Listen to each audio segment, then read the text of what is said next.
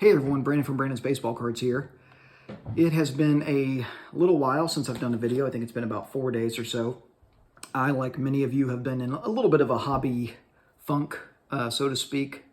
Just a little bit tired of the extremely high prices on some things, and a little bit fatigued from searching for deals on eBay and things like that.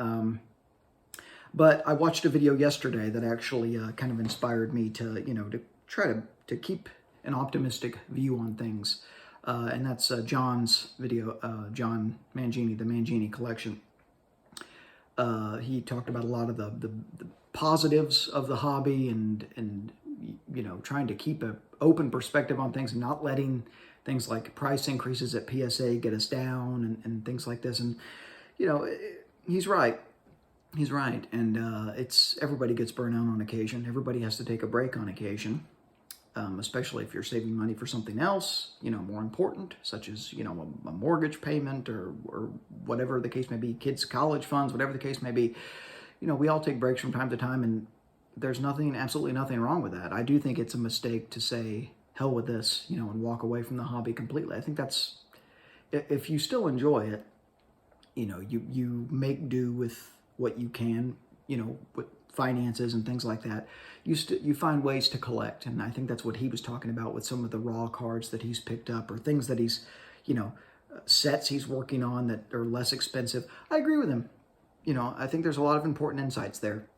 And one of the other things, in addition to that video, that kind of keeps me optimistic, I recently went with my family to my to my home, my childhood home in South Florida.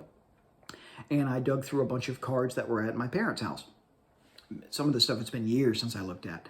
And I found some neat stuff that really brought back a lot of nice memories, and I wanted to share a few with you today. The first, and this will show how long this has been in my collection. This needs to be removed from the holder, but I found a 1967 Philadelphia Paul Hornung autograph card. Sorry to avoid the glare there. What makes this special is that I got this autograph in person with my grandfather at the Edison Mall in Fort Myers, Florida. Paul Hornung did a signing in front of a sports card store. I was probably 9, so it's been quite a while. But he was a super nice guy, and he unfortunately passed away recently. But got this really cool autograph, and my grandfather gave me a picture of that day. There's my grandfather, and there was a 9, I think I was 9, 8 or 9-year-old version of me with Paul Hornung. So really, really cool. This is going up, this is in my card closet now, this picture. Memories like that are what make collecting fun and what make it what it is. And that's the type of thing that when I think about experiences like that, when I get a little burned out, because the memories that you make are, not to get too sappy, I'm kind of an emotional guy sometimes, but the memories of things like that are really what make the hobby what it is. And I actually have a few other things that I found while I was at home, or one other thing I'm going to show. And then I'm going to show a few other cards from my childhood that I recently uncovered looking through my cards. I used to do a lot of through-the-mail auto requests. And the first person I wrote to was Bobby Shantz. And I had success very quickly. I think he returned this card signed in about 5 days. And I have no doubt his quick return on this is what led me to keep going. Because if he would have taken, 6 months to return it, I probably would have been disillusioned with the idea that I could continue to do this and collect autographs through the mail. But I found this when I was digging. This is the first card I ever got as a through-the-mail auto, 1952 Topps Bobby Shantz. Just a beautiful autograph. And again, 5 or 6 day turnaround time. That's really what kept me going. And I did quite a bit of through-the-mail autos. And one last thing, this is the card that I've had longer than any other in my collection. I've had this card since I was probably 9 years old. This is the oldest card I've had for the longest time, I should say. I do have other cards that I think I was younger when I met Paul Hornung. I think I was younger. I've had that card technically longer, but my uncle, my mom's brother, had a lot of T206s. That he was a dealer with my grandfather, and they were selling them. And I just loved T206s. I love looking at them. I would take his stack. He had a stack of them in Card Savers, and I would look through them. And all the time, there's only like 15 or 20 of them, but I was just amazed at T206s, how beautiful they were, how old they were. And I got a few of them from him. And the first one that I got, and one that I still have to this day, is this Irv Young Raw T206. I'm trying to avoid the glare. Again, it's hard with top loads. Just a beautiful, beautiful, beautiful card. Look at that image. Look at the background. It's a Piedmont back, which is the most common back, but it's a very clean card. And I've had this for many, many years. And this might be my favorite T206 in the set. Just the background and the jersey. I mean, look at that card. It's just beautiful. Just a beautiful card. So that will stay with me forever. So that's pretty neat. I have some other pickups. I have a slab, a 1997 Metal Universe of Dennis Rodman that I thought was just awesome looking. There's an airplane in the background there, and he's doing his, one of his moves that made him one of the best defensive players in NBA history. Just a really cool card. I love the Metal Universe baseball and basketball.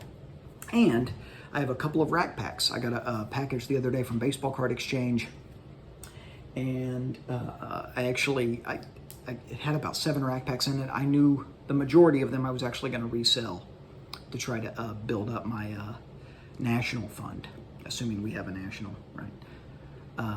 So I sold most of them already. I was able to sell them on Facebook and make a little bit of money. Not as much as I would have liked to have made, but sometimes moving, getting the money is more important than making a huge profit on something, right? It's okay to just flip something, pass it on to another collector that'll enjoy it and just kind of break even. But I did get some really, really cool rack packs that are in my PC and will stay in my PC. The first is a 1983 Topps with 3 Hall of Famers on top. There's Robin Yount, there's Jim Rice, and there's a Rich Gossage Super Veterans, all 3 on top. It is very, very difficult to find rack packs from, at any point in time, with 3 Hall of Famers showing on top. And many times when you see 3 that are on top, you should be very, very cautious because it's too good. If it's too good to be true, it often is. This was legit. This is from eBay. It was a dealer I had bought from previously, and all of his other packs had checked out with Steve, so I had a hunch that this one would check out. I think I overpaid a little bit, but 3 Hall of Famers on top, very hard to come by. And that Rich Gossage Super Veterans card's pretty cool. So Jim Rice, Robin Yount, Rich Gossage, all on top. And the next one is one of my favorite rack packs in my collection. This baby is awesome. This is an 85 Topps with Kirby Puckett on top, which in itself isn't that rare. There are 85 Topps racks with Puckett on top. You can find those. What makes this rack so awesome is that there's 2 George Bretts also on top. There's the Brett base card, which is one of the coolest Brett cards out there. And then there's the Brett All-Star card. So a double Brett Puckett on top, 85 Topps. I think I overpaid for this one as well a little bit. I mean, such is the market, right? But that's as cool as it gets for an 80s rack pack. 2 Bretts and a Puckett. I have an 85 Donruss with a Puckett on top, Puckett Mattingly, both on top as well. So that's my second Puckett rookie rack. But I'm really focusing on quality over quantity with my rack pack collection. Number one, because they take up a lot of space. It's easy to, very quickly run out of room, especially if you have limited space. I have a card closet. I don't have a giant walk-in room.